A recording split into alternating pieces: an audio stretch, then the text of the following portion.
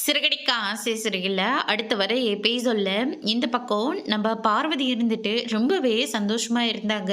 ஏன்னா அவங்க பிள்ளை வந்திருக்காங்க அப்படின்னு சொல்லிட்டு. ஆனால் கடைசியில் வந்து பார்த்தீங்கன்னா சித்தார்த்து இருந்துட்டு நீங்கள் இவ்வளோ கேவலமானவங்கன்னு எனக்கு தெரியாமையே போச்சு. ஓ, அந்த டைரக்டர் வந்து இவர் தானா அப்படின்னு சொல்லிட்டு சிவனோட ஷர்ட்டு பிடிக்கிறதுக்காக போகிறாங்க. பார்வதி வந்து தடுக்கிறாங்க. இங்கே பெரிய பிரச்சனை நடக்கும் போல இருக்கே அப்படின்னு சொல்லிட்டு மீனாக இருந்துட்டு உடனடியாக முத்துக்கு ஃபோன் பண்ணி வர சொல்கிறாங்க. முத்து வந்த உடனே பார்த்தீங்கன்னா அம்மாவை எப்படி உன்னால் சந்தேகப்பட முடியுது? அவங்க எல்லாரும் விட்டுட்டு போயிட்டீங்க. அவங்க தனிமையில் இருந்தாங்க. அவங்களுக்கு எவ்வளோ கஷ்டமாக இருந்திருக்கும். ஏன் அப்பா விட்டுட்டு போன அன்னைக்கே அவங்க வேற ஒரு வாழ்க்கையை கூட வாழ்ந்திருக்கலாம். ஆனால் அவங்க அப்படி இல்லை. உனக்காக மட்டுமே அவங்க வாழ்ந்தாங்க. ஆனால் கடைசியில் உனக்கு கல்யாணம் ஆனதும் உன் பொண்டாட்டிக்கு பேச்சை கேட்டுக்கிட்டு நீயும் வீட்டை விட்டு வெளியே போயிட்ட. மாசான ஏதோ பணத்தை கொடுக்குற. ஆனால் அந்த பணத்தை வச்சுக்கிட்டு இவங்களால எத்தனை நாளைக்கு சந்தோஷமாக இருக்க முடியும்?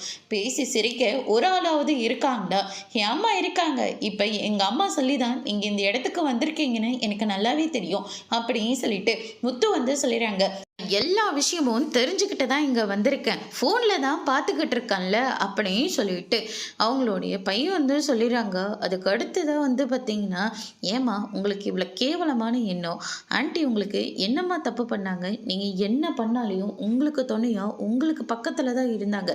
தப்புன்னு தெரிஞ்சும் உங்ககிட்ட எதுவுமே பேசாமல் ஃப்ரெண்டு சொன்ன ஒரே ஒரு காரணத்துக்காக அவங்க எல்லாத்தையும் சகிச்சுக்கிட்டாங்க.